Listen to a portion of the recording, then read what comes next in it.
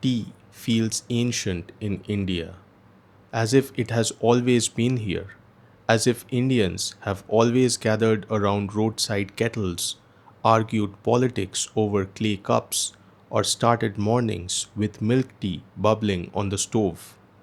But that's actually a very recent thing. Just 200 years ago, India was not a tea drinking nation. And the story of how tea spread across India is not really about a beverage at all. It's a story about empire, trade, addiction, espionage, and colonialism.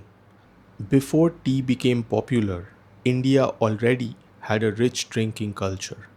People drank milk, buttermilk, kada, sharbat, herbal concoctions, opium infusions, and even drinks like bhang. Tea existed in small pockets, but it was nowhere near a mainstream drink.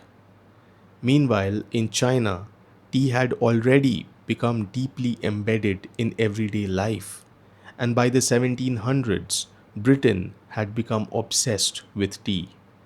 By the late 18th century, tea was no longer a luxury in Britain. Everyone drank it: factory workers, aristocrats, rich and poor. But there was one problem: Britain didn't grow tea, China did. And China wanted very little from Britain in return. So the British had to keep paying in silver, and huge amounts of silver was constantly flowing out of the British exchequer into China. The mission to reverse this was placed on the East India Company, a company which had armies, ships, taxation powers, and eventually control over large parts of India. The company needed a way to stop this outflow of silver, and eventually they found one: opium. The British realized that if China would not buy British goods willingly, they would create demand through addiction. Opium would be grown in India, especially in Bengal and Bihar, and shipped to China and sold illegally on a massive scale. Indian farmers were forced to cultivate poppy. Chinese addiction exploded. Silver started flowing back into British hands.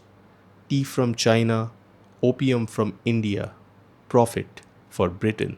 This became one of the most profitable trade systems in history and eventually helped trigger the First Opium War.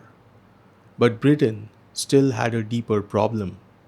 It remained dependent on Chinese tea, and empires do not like dependency. So the British decided that they would grow tea themselves somewhere under their control: India. At first, this seemed impossible because tea was believed to be a uniquely Chinese plant. But then a Scottish adventurer named Robert Bruce heard stories from the Singpho tribe in Assam, who brewed a drink from wild leaves growing in the region. The British eventually confirmed something remarkable.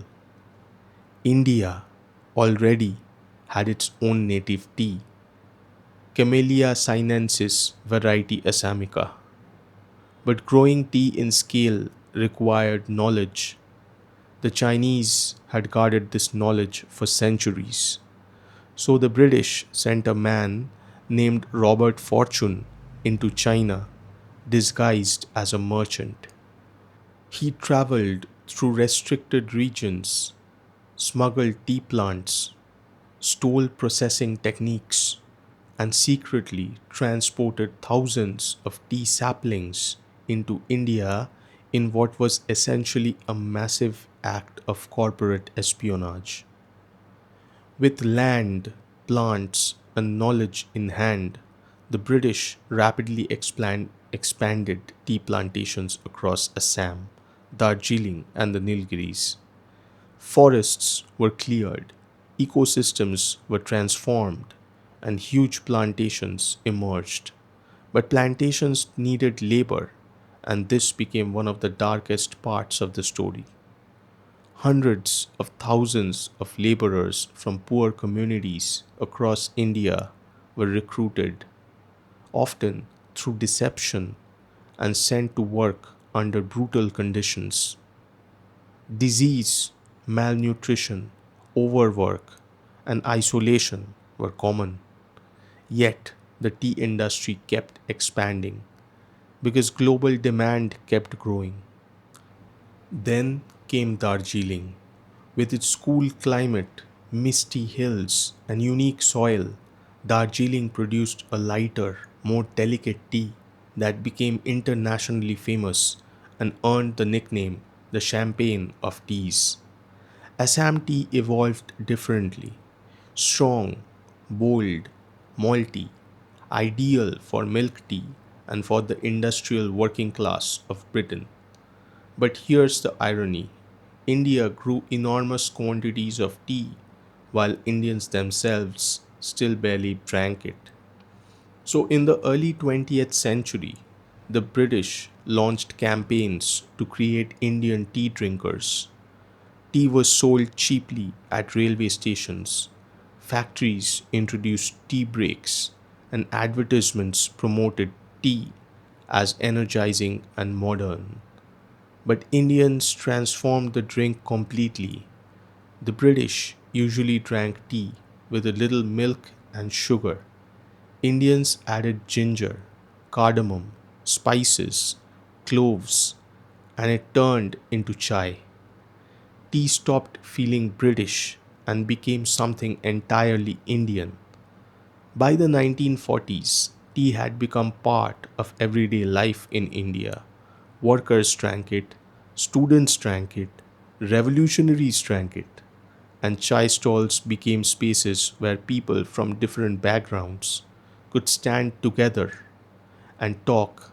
Even today, some of India's biggest political discussions happen over tea, and maybe that's the strangest part of this story. Tea arrived in India through empire and exploitation, but over time it became woven into the Indian culture itself. Every cup of tea in India carries traces of colonialism, trade, migration, labor, resistance, and adaptation. The British may have built the tea industry, but India made tea its own. Thanks for watching, and please subscribe to my channel. Thank you.